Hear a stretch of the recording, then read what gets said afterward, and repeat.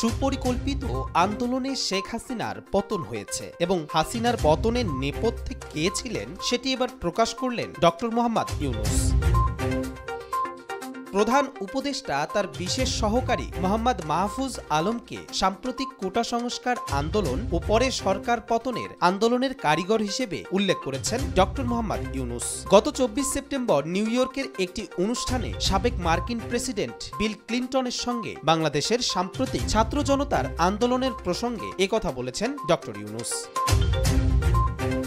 Doctor Mohammad Yunus বলেন, গণ অভ্যুত্থানের পেছনের কারিগর মাহফুজ। যদিও মাহফুজ সবসময় বলে সে একা নয়, আরো অনেকে আছে। যদিও সে গণ অভ্যুত্থানের পেছনের কারিগর হিসেবে পরিচিত। ছাত্র আন্দোলন খুব গোছানো ছিল, এমনকি লোকজন জানতেন না কারা আন্দোলনের নেতৃত্ব দিচ্ছেন। তাই আপনি একজনকে ধরে ফেলে বলতে পারবেন না ঠিক আছে আন্দোলন শেষ। তারা যেভাবে কথা বলেছেন তা সারা বিশ্বে তরুণদের অনুপ্রেরণা যোগাবে বলেন ডক্টর মোহাম্মদ ইউনূস।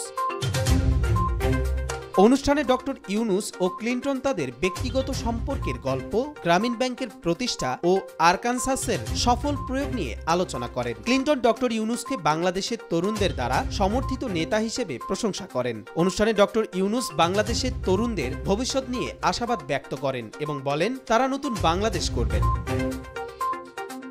এই বক্তব্যে ডক্টর ইউনূস ছাত্র আন্দোলনের মাধ্যমে তরুণদের ঐক্য ও সরকারের প্রতি তাদের অসন্তোষের কথা তুলে ধরেন, যা বাংলাদেশের চলমান রাজনৈতিক পরিস্থিতির প্রতিফলন। কবির চৌধুরী জয়, মাই টিভি।